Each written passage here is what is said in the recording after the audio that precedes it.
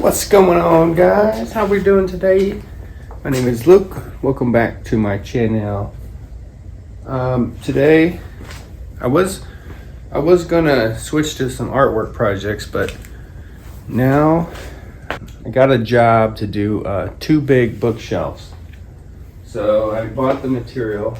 I went and bought like $400 worth of lumber. This is pretty neat. It's rough sawn pine from Menards, and it's 13/16, so a little bigger than 3/4, and it's from this Empire Trim Company. So it's nice boards. You know, I used these one time for my step stool, but I gotta plane this down. I'm gonna put, this is 5 inches to the top of the shelf. This is going for a 16-inch opening here. So it's actually like 17.5 to the top of this shelf, and then 15 in every other one. And then this opening is slightly bigger. It's gonna have baseboard, trim, 1/4 inch. Similar to that built-in one. I might also play around with different trim profiles. But that's just a basic idea of what it is. It's pretty basic bookshelf, but the trim is going to make it nice. And then I also have to, I'm going to cut all these shelves down to, I'm going to take a 1/4 inch off of these, and then I have to route a 1/4 inch in the backboard, because it's getting a backboard, you know, so it's not open shelf. So that's what's going on. Like I said, I was just tuning up the tools. I like to try to straighten up the shop. Just makes it a lot easier, and I can think straight, you know. So I've got like the tables cleared off. Got my wood. I had bought this like at least a week ago, maybe more. So I wanted to acclimate a little to the shop. I'm not going to plane these. The other thing I found out about when I was getting the material was that, you know, it was just surprising. Normally, if you buy the pre-milled stuff, you know, it has twists and warps. It's really not the greatest, but these boards are nice. They just need a little planing. But the nice thing about these ones is, you know, you buy them. Like it just had like this epiphany moment at the store where it's like, you know, if you can avoid defects and tear outs, and it's already sanded, and they're like pretty straight. They're not all perfect, but most of them were pretty straight. And I got these ones. So this is aspen wood, and these were all glued together, but this is getting painted. But they had nicer ones that were all single boards. Very straight, very flat, and sanded. I'm like, you know, you could just buy that material and start building with it, which is the idea. But it's like, it saves so much time from milling to having tear out with this planer that's not a helical head, right? So it's just surprising, but it is expensive. Those sideboards, if I would have bought them in aspen, they would have been like, like $45 each, or maybe more. These would have been normally like almost $25 each or something. I got them for like half price. They were $13 or $11.99 each.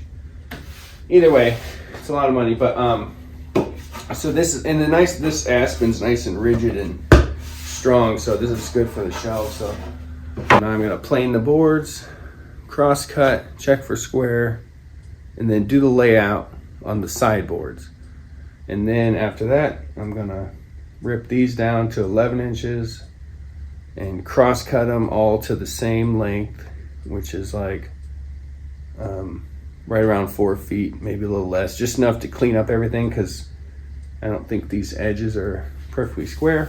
So pretty simple. And then we'll see how far I get today. But what I want to do is make this like a little mini series, because instead of trying to you know, I'm not very good at condensing these videos, so I'm gonna do like the process and not try to like cram it all in to one video. So just with that, I'll go ahead and do some cutting and hope for the best. And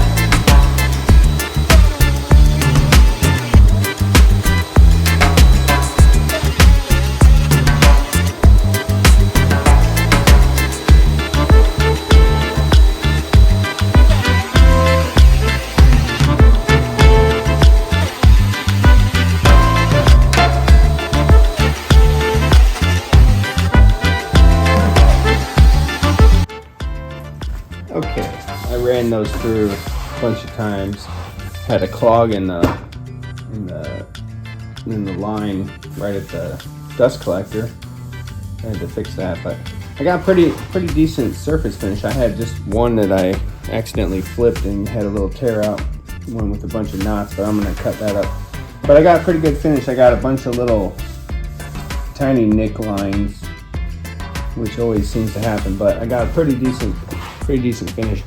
I've gone through and picked out the best ones for the right and left sides, and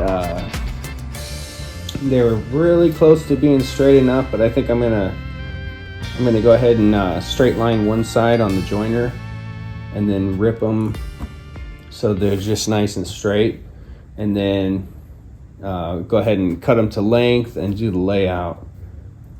So that's what I'm going to do.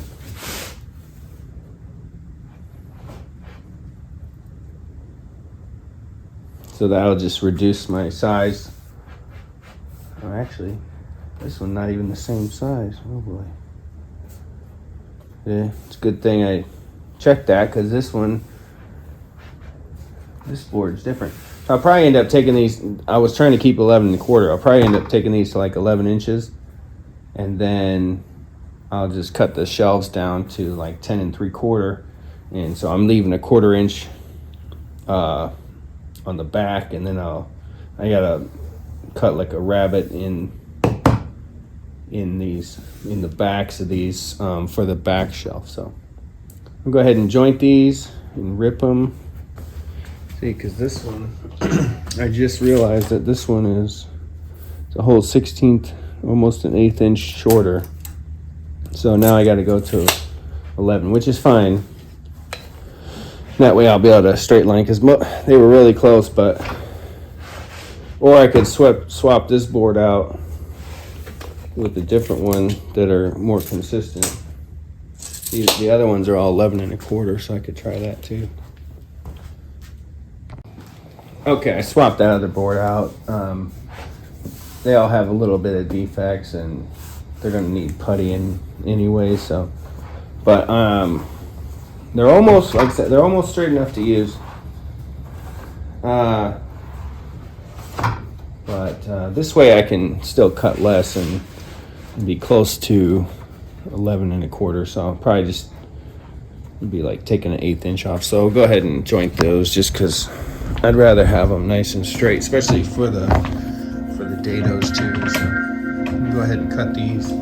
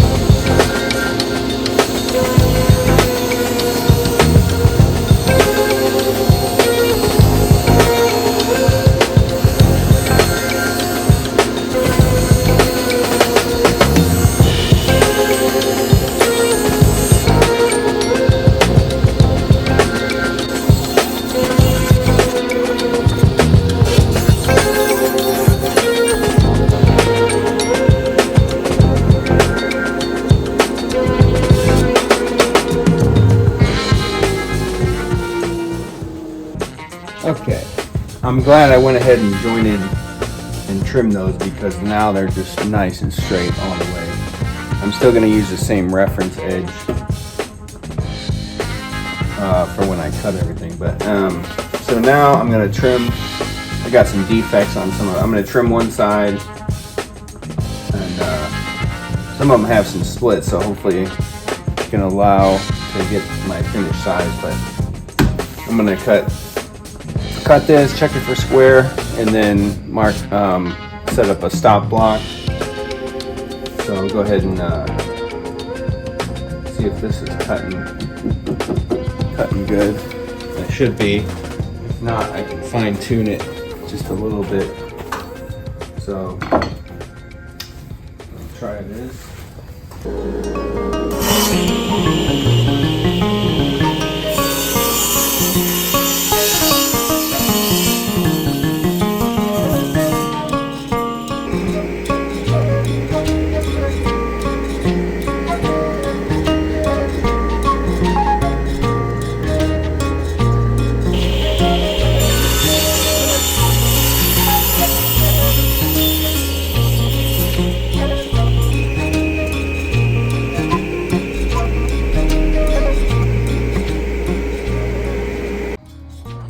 Okay, I made a couple of adjustments. I was straight lining this fence, double checking this. It's cutting, seems like it's cutting almost perfect from here. Maybe just, I'm talking like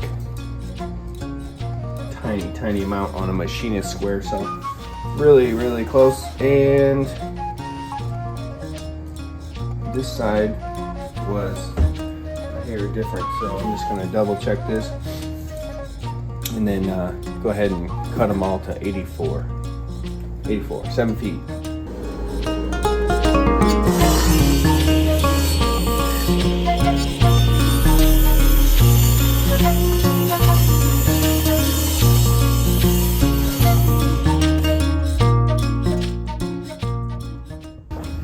Okay, I have a stop block set. It's at 84 inches overall height.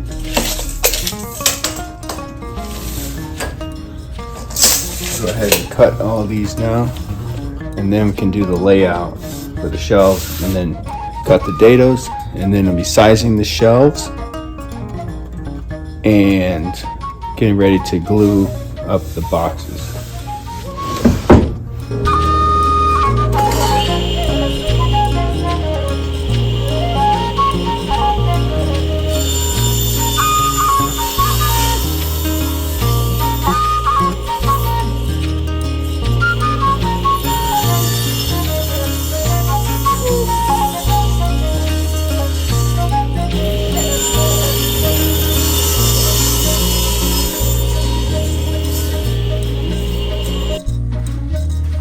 Okay, I spent a little bit of time double checking what I had originally.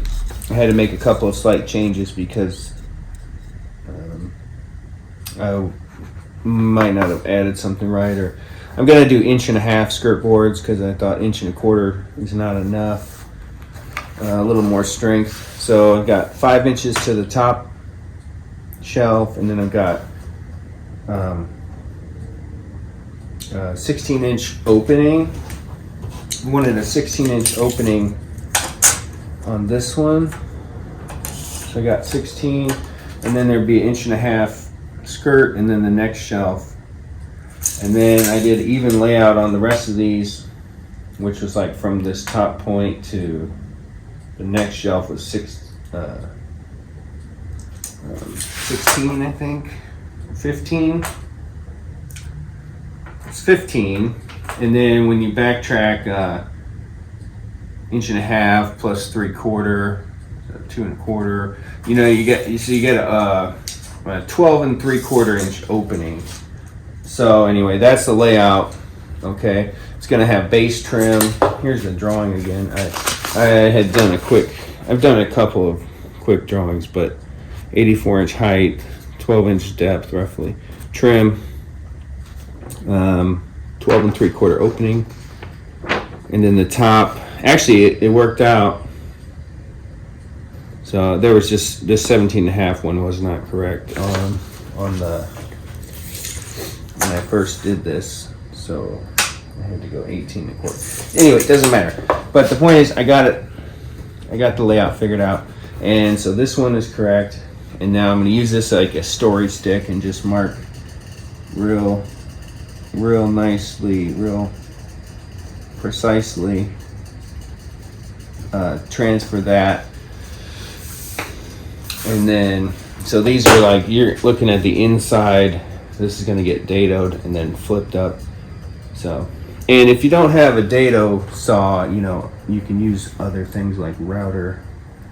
You could lay all this out, and then you could lay out your router and cut all that. So I'm just going to mark and transfer this, and then I'll use this one as a story stick for the other two, and then I'll set up a dado to size of the shelves, and then then it's just a matter of cutting. And I've got this laid out where I'm using the jointed edge as my reference instead of the front, so a little confusing, but hopefully it wouldn't really matter because this is already, I straight lined both of these, and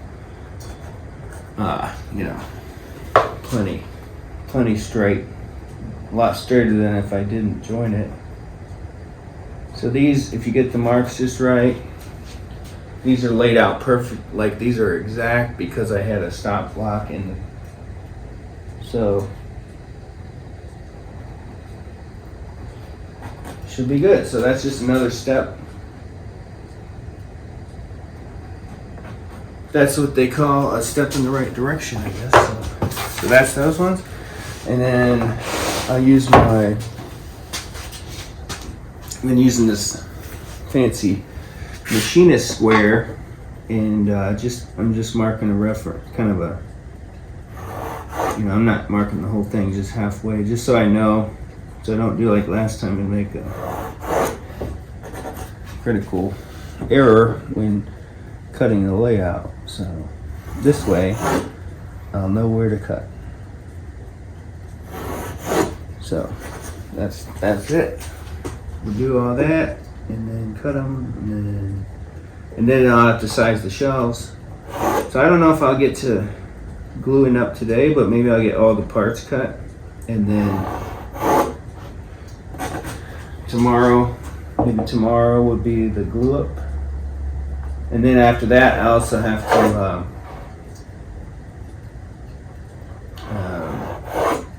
joint and cut.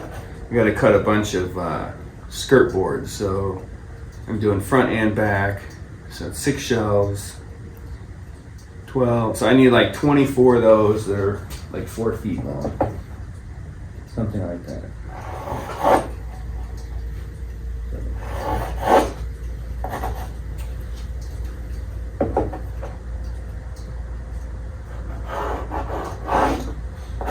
Yeah, it's a little heavy, but this machinist square working pretty nice for the layout. So that's those ones. I'll mark the other ones out and get ready to cut them.